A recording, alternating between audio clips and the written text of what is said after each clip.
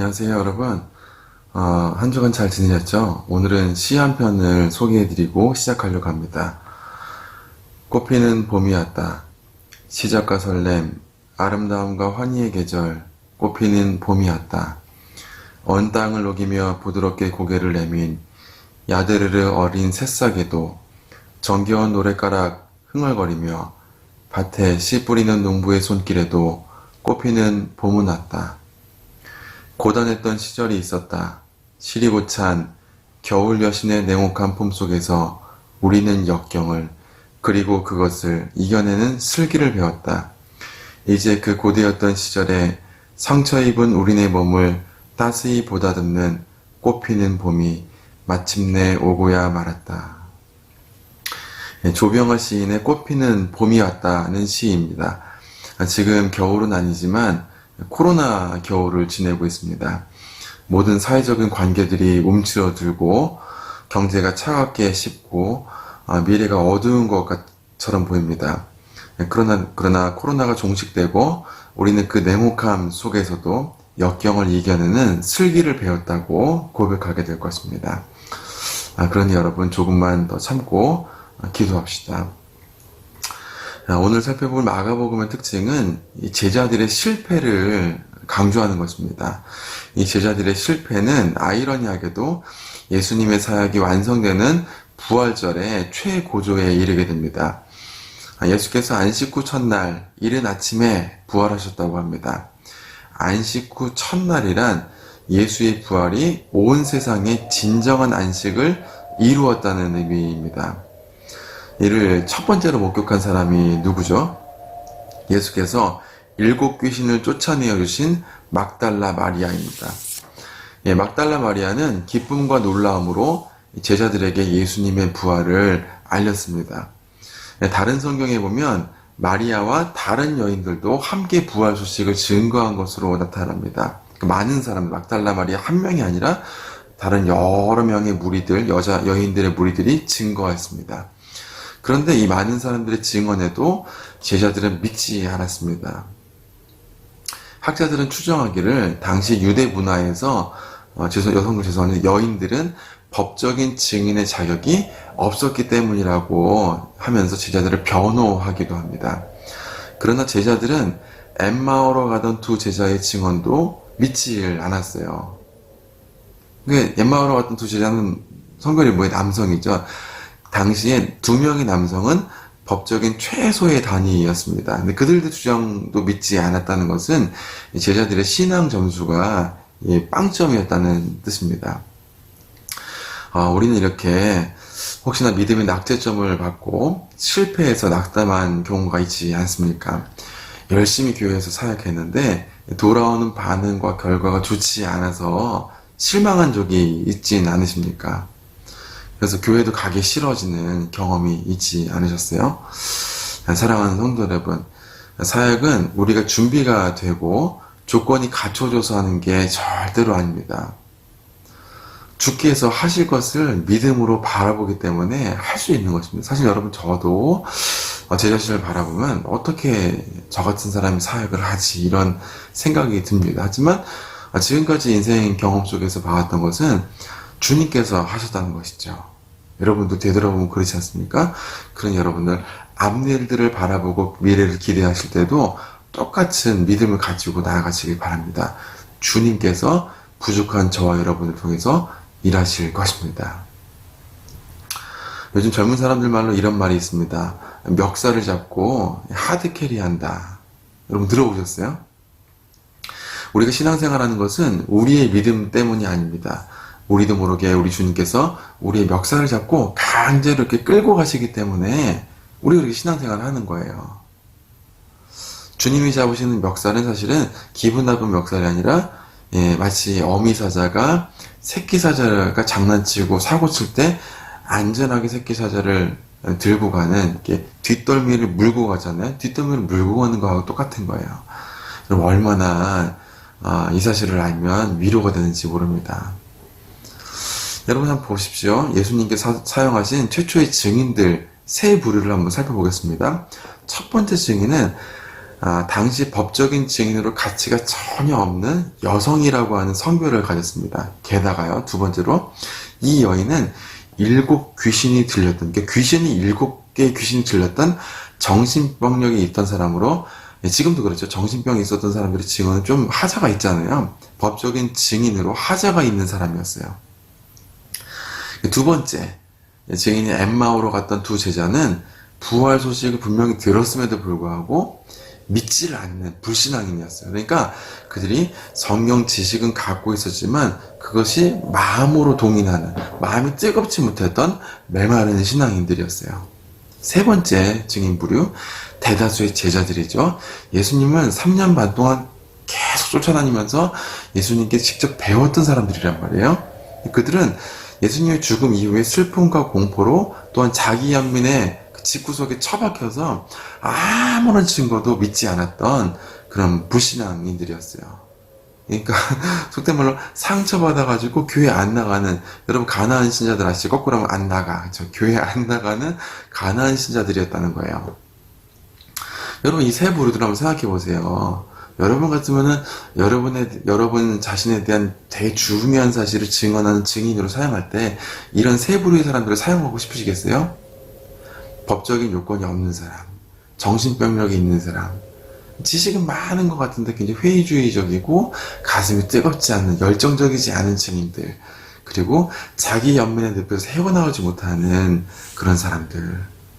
도무지 여러분의 증인도 세우고 싶지 않은데, 저도 그런 사람 세우고 싶지 않은데, 예수님의 위대한 증인으로 그들을 사용하고 싶으시겠어요, 예수님께서? 근데 우리 예수님께서는 이들을 최초의, 그리고 최고의 증인으로 사용하셔서 이들을 통해서 초대교회를 세워나가셨던 것입니다. 할렐루야. 잠깐 여러분, 사복음서를 한번 살펴보면요, 사복음서 각각의 특징들이 있지 않습니까? 마태복음은 동일한 부활 기사를, 예수님이 지금 부활 기사를 왕의 귀한, 왕의 위엄으로 강조하고 있어요. 구약 성서에 있는 많은 이미지들을 차용해 가면서. 근데 누가는 성경이 성취되었다, 이렇게 성취되었다는 것 또한 성령의 능력으로 부각을 시키고 있어요. 근데 요한은 예상해 계시죠? 사랑의 사도잖아요. 예수님의 지극정성한 사랑, 부활 이후에도 끊임없이 사랑하신 예수님의 사랑, 그리고 이에 대해서 제자들의 사랑의 고백에 대해서, 이런 유명한 베드로의 고백이 있잖아요. 주께서 아십니다 라고 하는 이 제자들의 사랑의 고백, 예수님의 사랑과 제자들의 사랑의 고백을 아름답게 묘사해주고 있지 않습니까? 마가는 굉장히 기분이 나빠요. 예수님의 성공과 대비되게 제자들의 실패를 계속 부각시키고 있는 거예요. 얼마나 이게 기분이 나쁠까요? 제자들이 보면은. 얘는 여러분, 마가가 괜히 이렇게 쓴 것이 아니라 마가복음을 최초로 접한 그 공동체가 이렇게 불신함과 회의주의로 가득 찬 사람들이었다는 거예요. 그들에게 지금 마가가 지금 이렇게 위로하고 있는 거예요. 뭐라고요? 20절을 보시면 알 수 있어요. 주께서 함께 역사하사. 여러분, 우리는 윤리적인 것들을 굉장히 깊숙이 읽고 앞에 있는 하나님의 역사에 대한 구절들은 그냥 지나쳐서 읽을 때가 많아요. 하지만 여러분 거꾸로 한번 읽어보세요. 이게 뻔한 내용 갖고 맨날 우리가 보는 내용, 하나님 역사하죠. 하나님이 뭐 말씀하셨죠. 하나님 뭐 이렇게 일하셨지, 함께 하셨지. 근데 이거는 그냥 지나치고 뒤에는 어떻게 하면 윤리적인 일들을 꼼꼼하게 읽을 수 있을까 하는데 우리의 꼼꼼한 읽기는 사실은 앞에 있어요. 그럼 천천히 다시 한번 읽어볼까요? 주께서 함께 역사하사. 네, 여러분 이 세 부류들에게 주님께서 함께 역사하셨다는 거예요. 도무지 저도 그렇고 여러분들도 그렇고 같이 읽고 싶지 않은 그런 증인의 부류들을 하나님께서 그들에게 역사하사, 그에 따르는 표적으로 말씀을 확실히 증거하시니라. 이들을 통해서 확실히 증거하셨다고 하고 있어요. 사랑하는 성도 여러분, 우리도 제자들과 같이 교회를 오래 다니면서 상처의 늪에 빠져 있지 않습니까? 회의주의자들처럼 많이 성경 공부하고 교회 지식은 많이 있지만, 종교적인 지식들은 풍성하지만 마음이 차가워진, 특히나 코로나 시국에서 신앙이 차가워진 냉랭해진 사람들이 아닙니까? 인터넷에도 그 많은 좋은 설교를 듣고 있지만 사실은 교회 현장에서 훈련과 실천과 봉사, 헌신으로 뜨거워지지 않는 그런 냉담한 신앙인들이 아니에요. 여러분 어떠세요? 그리고 막달라 마리아와 같이 그렇게 세상 사람들의 손가락질, 예수 믿고 지금 변화되었지만 새 사람이 되었지만 옛날에 있는 내 형제들 때문에 사람들이 여전히 손가락질하는 그런 자격 요건이 불충분한 그런 사람들이 아니에요. 근데 오늘 예수님께서 이렇게 얘기하신 그 세 가지 부르들 통해서 최초의 목격자, 최고의 진리로 세우시고 그들 통해서 역사하사 하나님 말씀을 증언하시니라. 여러분들도 그런 위대한 증인으로 사용될 줄 믿으시길 바랍니다. 코로나로 전 세계가 침몰해져 있습니다. 하지만 여러분, 제일 무서운 것은 코로나 질병에 걸릴 그 위험이 아니라 우리 믿음의 침몰이에요.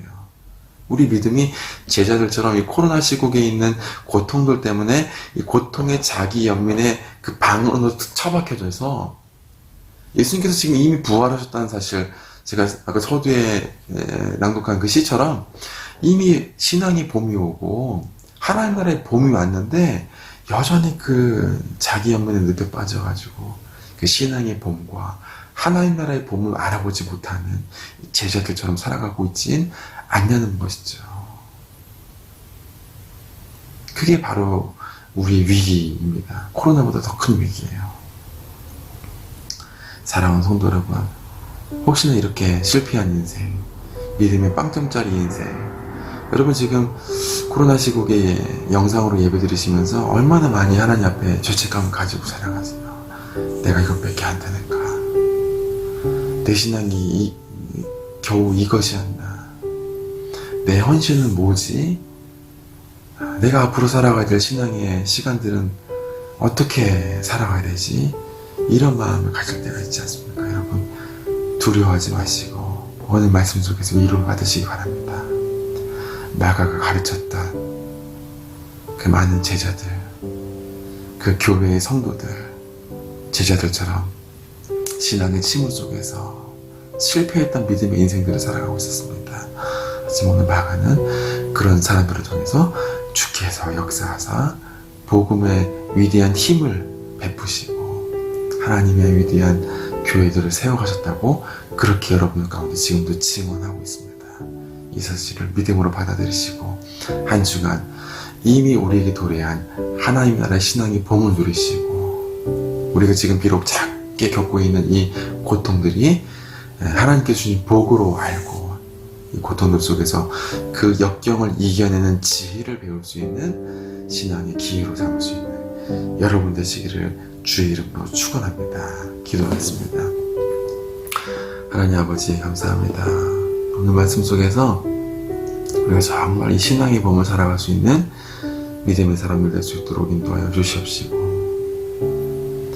실패한 인생들, 신앙의 빵점 받은 이 제자들을 위대한 사도로서 세워주시는 주님의 그 용서와 주님의 그 능력과 위대하심을 믿고 나아가는 우리가 될 수 있도록 인도하여 주시옵소서. 예수님의 이름으로 기도합나이다.